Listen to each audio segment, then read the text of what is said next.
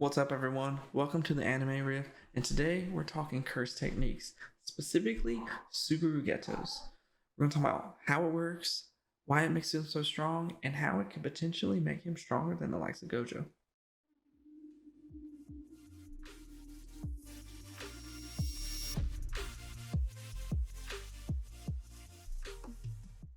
Geto is one of the strongest and most adaptable curse users in the JJK universe, and we're going to find out why. But first, do me a favor, hit that like button, tickle that subscribe button, and hit that notification bell. It'll really help out the channel, and you can stay tuned to everything that's going on in the anime rift. Geto's curse technique is called cursed spirit manipulation. Basically, in a nutshell, this allows him to gobble up curses and later use his own curse energy to manipulate them into doing whatever he wants. It's a good thing to remember that when he absorbs these curses, they don't get any stronger than the point that they were absorbed.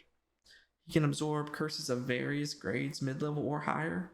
A good rule of thumb is as long as he's 2 grades over a curse, he can absorb them with ease. Anything closer to his grade, it's a little bit harder for him to absorb. With his spirit manipulation technique, it allows him to use the curse spirits he absorbed for his own benefit. He's able to use them to travel. He's able to use them in combat. He can probably even use them to make an omelet in the morning. But when you see this, you really see why he's comparable to Gojo and why he's considered one of the strongest sorcerers alongside of him. Shy of maybe a few hacks, I could see Geto maybe surpassing Gojo. Okay, maybe not Gojo. But his big main move, Maximum Uzumaki, takes all of his collected curse spirits into one giant, big, one huge, a highly concentrated attack containing cursed energy and firing at the enemy.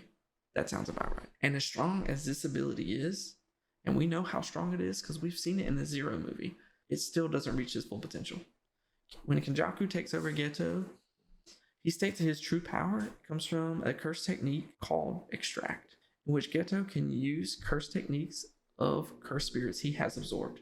How is this any different from any regular spirit manipulation he uses? Well, he's able to use that curses technique himself.